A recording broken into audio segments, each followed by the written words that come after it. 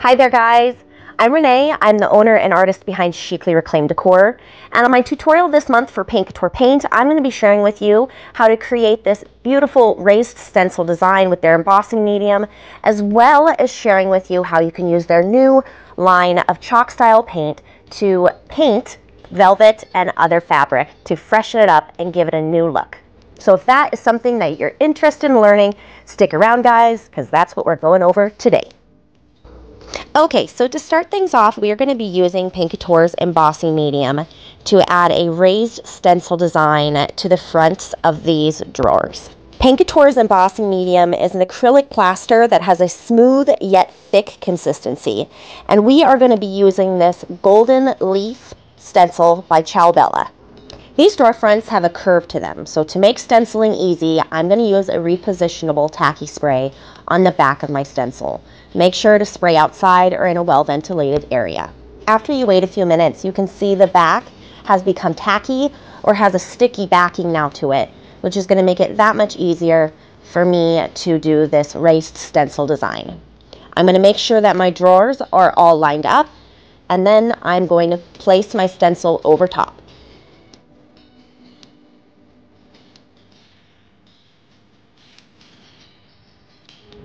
You will need something to spread or apply this embossing medium over top. Some people like to use a palette knife.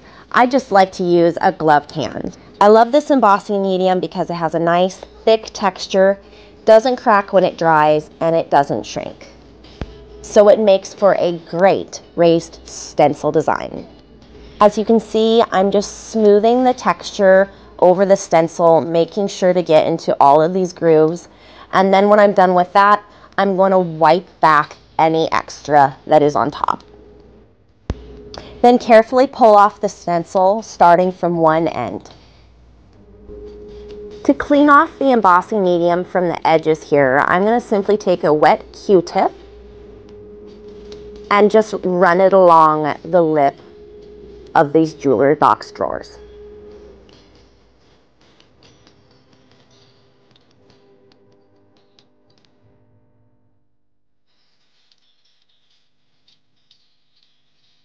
And here's a peek at that design once it has had time to dry.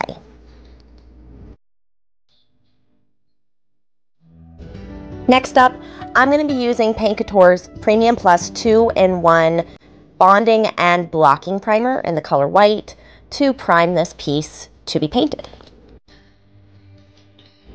Now that we have a little bit of color on there, you can really see this beautiful raised stencil design that we've created. I painted this piece with Couture's absolutely fabulous all-in-one new chalk style paint. And what I did is I created a custom color. I used 2 ounces of Opal green and 2 ounces of Evergreen to create this stunning green color. And as you can see, I added that same raised stencil design to the sides as well. To make this raised stencil design stand out, I'm going to be hand painting it with Couture's Antique Gold. This is part of their Lux Metallic collection, and it comes in a variety of size all the way up to 32 ounces.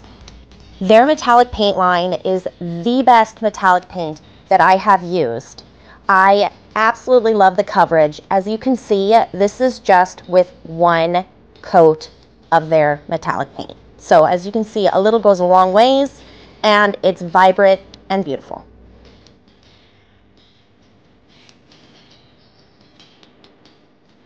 And here's a peek at the finished look. And like I said, this was only hand painting it with one coat of paint.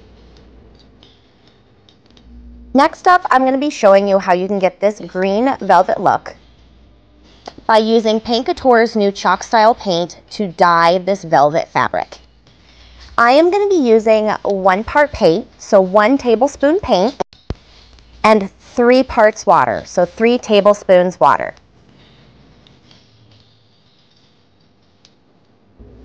And this is what it will look like when your paint wash is all mixed together.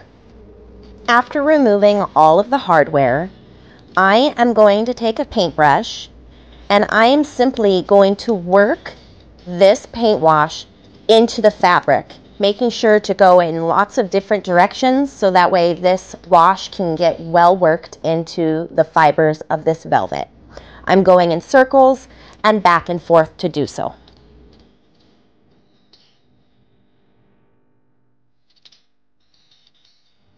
And these are the results after only going over the velvet with one paint wash. You can go over the velvet as many times to darken the color as much as you want. Just make sure to use a fine grit sandpaper to sand down in between. Now I'm going to share with you how I seal and bring back the softness to the velvet itself. I take a clear wax and I simply buff it into the velvet lining. This makes it nice and smooth, as well as helping to seal the paint into the velvet lining.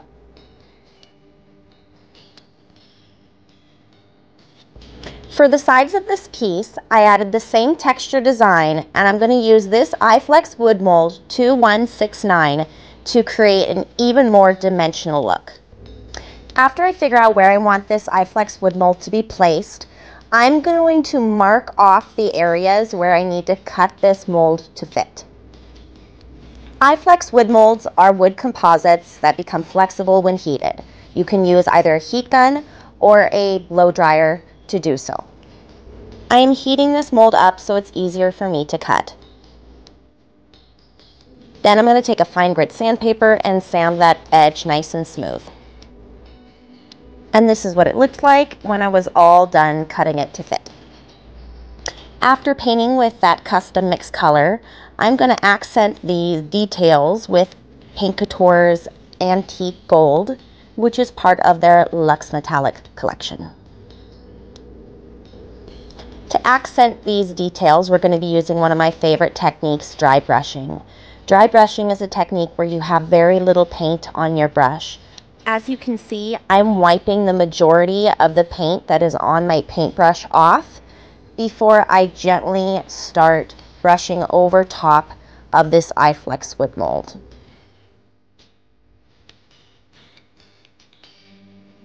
You can clearly see why this is my absolute favorite technique for bringing out the carved wooden details in these iFlex wood molds.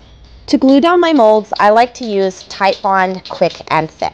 I use a paintbrush to spread a thin, even layer on the back of this mold.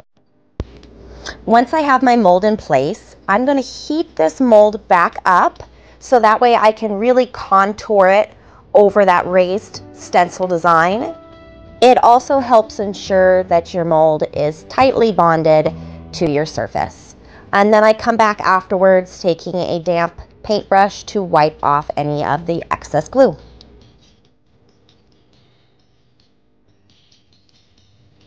And here's a peek at the finished design. Thank you so much for watching, guys. I'm Renee. I'm the owner and artist behind Chicly Decor. Please be sure to follow me for more furniture flips as well as painting tips.